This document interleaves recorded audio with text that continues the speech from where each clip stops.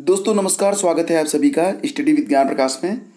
LT grade परीक्षा, TGT की परीक्षा और अन्य सभी परीक्षाओं की मैथमेटिक्स की पूरी प्रिपरेशन के लिए आज से वीडियो शुरू हो रहे हैं। ये पहला वीडियो है, इसमें हम लोग डिस्कस करेंगे बेसिक अलजेब्रा के अंतर्गत पॉलिनोमियल्स को।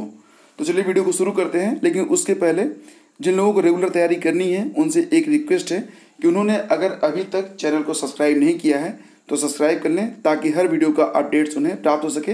इसके लिए जरूरी होगा कि आप सब्सक्राइब के आगे बेल आइकन पर भी प्रेस कर दीजिएगा। चलिए शुरू करते हैं आज का वीडियो और स्टार्टिंग होगी पॉलिनोमियल से, जिसको हिंदी में कहते हैं बहुपद। तो सबसे पहले बात करेंगे कि बहुपद होता क्या है। तो एक चर यानी कि वेरिएबल वे राशि होती है जिसका मान जो है वो बदल जाता है। तो एक चर वाले व्यंजक को बहुपद कहते हैं। एक लाइन का ये डेफिनेशन है पॉलिनोमियल्स का। और इनकी जो घातें होती हैं वो पूर्णांक में होती हैं, यानी कि इनकी जो पावर होती हैं वे पूर्णांक होती हैं।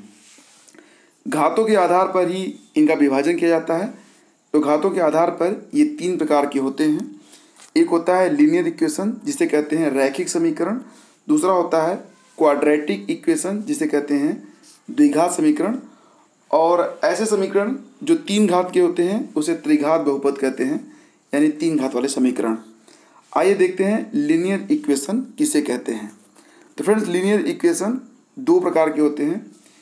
Linear equation of one variable, यानी कि ऐसे जो है रैखिक समीकरण जिनमें वेरिएबल यानी कि चर राशियों की संख्या सिर्फ एक होती है। जैसे कि आप इसे लिख सकते हैं आप x/2 + 5 = 10। यहाँ पर वेरिएबल सिर्फ x है, इसकी संख्या सिर्फ एक है। इसी तरीके से एक दूसरा उदाहरण देखते हैं y + 4 = 8। इसमें भी y वेरिएबल है और इस पूरे एक्सप्रेशन में, इस पूरे इक्वेशन में इसकी संख्या एक है, यानी कि सिर्फ एक वेरिएबल है। इसलिए इसे कहेंगे आप linear equation of one variable. एक फॉर एग्जांपल आप इसको ऐसे भी लिख सकते हैं b + 2 = 6। तो यहाँ पे आप देख रहे हैं कि वेरिएबल b है और ये पूरे इक्वेशन में सिर्फ एक है, इसलिए इसे आप linear equation of one variable कह सकते हैं। अब देखिए, जो दूसरा प्रकार होता है वो होता है linear equation of two variable. इसमें क्या होता है, जो चर राशियाँ होती हैं वो दो होती हैं। जैसे कि 2x + 5y = 10। इसमें चर राशियाँ कौन कौन सी हैं? एक तो x हो गई, दूसरी y हो गई, और पूरा जो एक्सप्रेशन बना, पूरा जो इक्वेशन बना वो बना 2x + 5y = 10। इसी तरीके से दूसरा उदाहरण यहाँ पे है x + 4y + 5 = 2। तो इसमें क्या है, वेरिएबल्स दो हैं, एक और दो, x और y दो वेरिएबल्स हैं, इसलिए इन्हें linear equation of two variables आप कहेंगे। अब देखते हैं समीकरण सिद्धांत, यानी कि थियरी ऑफ इक्वेशन। इसके अंतर्गत दो चीज़ें महत्वपूर्ण होती हैं। सबसे पहले तो बात करेंगे फैक्टराइजेशन के बारे में, यानी कि गुणनखंड क्या होता है। तो दिए गए व्यंजक को, यानी कि जो एक्सप्रेशन होगा उसको दो या दो से अधिक सरलतम व्यंजकों के रूप में, यानी कि उनके गुणनखंड के रूप में अगर आप एक्सप्रेस कर दें तो उसे कहते हैं फैक्टराइजेशन। जैसे मान लीजिए x⁴, तो इसको आप लिख सकते हैं x × x × x × x। इसको आप लिख सकते हैं x⁴ का गुणनखंड है x × x × x × x। इसी तरीके से मान लीजिए एक्सप्रेशन है 9x³, तो लिख सकते हैं आप 3 × 3 × x × x × x। तो इसकी पूरी वैल्यू कितनी होगी? 9x⁴, और इसमें ये 3 × 3 × x × x × x, इसका क्या होगा, फैक्टराइजेशन हो गया। आगे के जो वीडियोज होंगे उनसे हर बात और भी स्पष्ट होती चली जाएगी। आज पहला दिन है और जो बेसिक अलजेब्रा होता है उसमें कुछ चीज़ें जो होती हैं वो बहुत ही बेस पे आधारित होती हैं। धीरे धीरे उनकी अंडरस्टैंडिंग और कंसेप्ट क्लियर होता है। रेगुलर अगर आप इसको अभ्यास करें तो इसका कंसेप्ट जो होगा अच्छे से क्लियर हो जाएगा। आगे के जो वीडियोज होंगे उसको आप वॉच करेंगे तो ये चीज़ें भी क्रमशः जो है क्लियर होती चली जाएंगी। अब बात करेंगे हम लोग फैक्टर थ्योरम के बारे में। तो ये चीज़ें जो थी वो थियरी ऑफ इक्वेशन के अंतर्गत पहली चीज़ क्या थी, फैक्टराइजेशन, और दूसरी चीज़ यहाँ पे है फैक्टर थ्योरम, यानी कि गुणनखंड प्रमेय। मान लीजिए एक समीकरण है f(x) = 0 और इसका एक मूल है अल्फ़ा। तो ये जो पूरा आपका समीकरण होगा f(x) = 0, ये x - अल्फ़ा से पूर्णतः विभाज्य होगा, अर्थात शेषफल जो होगा वो शून्य होगा। तो इसे कहते हैं आप गुणनखंड प्रमेय।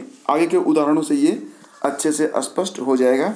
अब आइए बात करते हैं द्विघात समीकरण के बारे में। जिसको आप कहते हैं क्वाड्रेटिक इक्वेशन। मान लीजिए A0, A1, A2, A3 ये वास्तविक संख्याएं हैं, तो आप एक इक्वेशन को इस तरीके से लिख सकते हैं, F X is equal to, यहाँ पे आप देख सकते हैं A0 plus A1x plus A2x square plus A3x cube plus, मतलब चला जाएगा, और अंतिम जो इसमें पद होगा वह होगा AN x to the power n। तो यहाँ पर यह एक समीकरण है जिसकी घात कितनी होगी n, क्योंकि सबसे बड़ी घात यहाँ पे कितनी है n है। n की वैल्यू आप कुछ भी रख सकते हैं।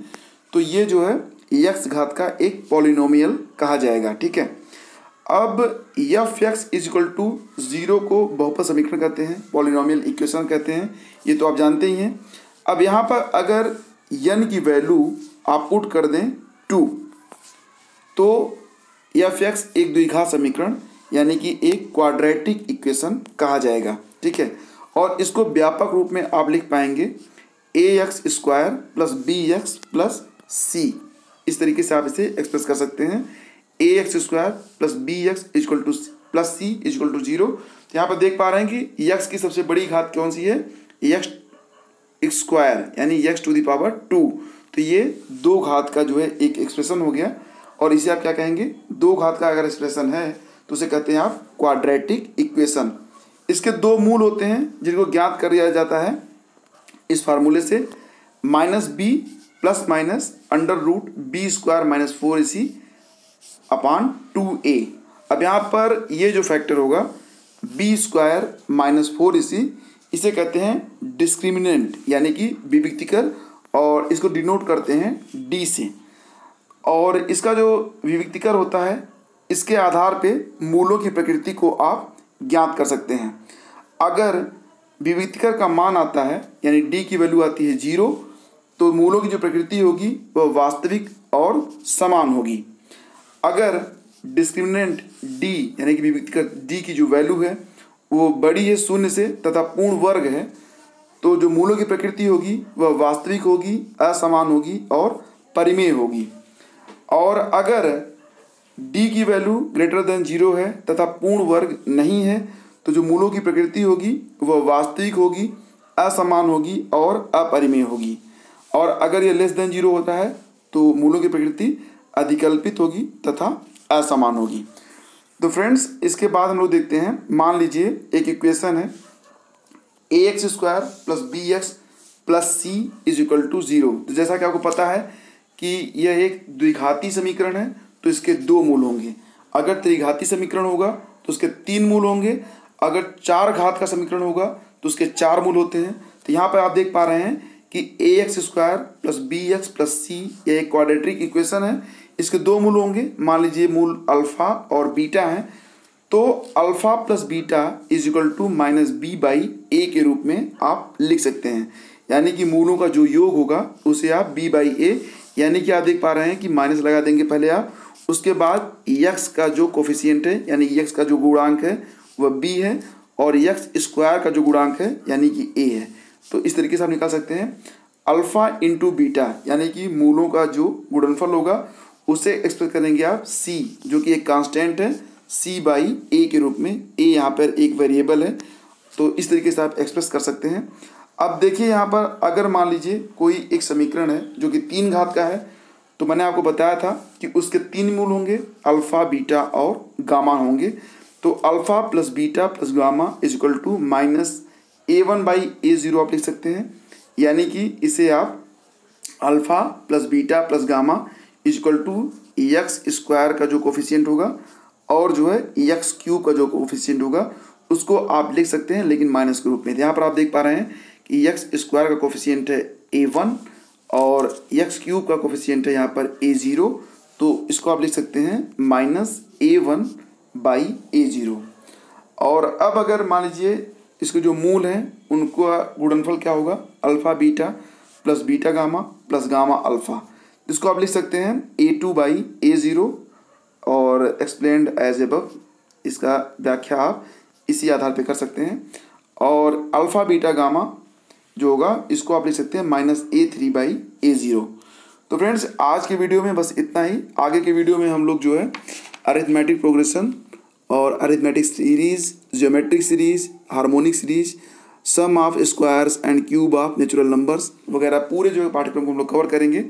तो बने रहिए हमारे साथ। और ये वीडियो अगर आपको अच्छा लगा तो वीडियो को लाइक कीजिएगा, अधिक से अधिक शेयर कीजिएगा। पहली बार चैनल पर हैं तो सब्सक्राइब करना मत भूलिएगा। और अगर आप मैथमेटिक्स की पूरी तैयारी करना चाहते हैं तो चैनल को सब्सक्राइब करके बेल आइकन पर भी प्रेस कीजिएगा, ताकि हर वीडियो का अपडेट आपको तुरंत मिल सके, क्योंकि समय कम है और अब वीडियोस थोड़े तेज़ी से आएंगे। तो मिलते हैं आपसे अगले वीडियो में, तब तक के लिए आज्ञा दीजिए। नमस्कार, जय हिंद, जय भारत।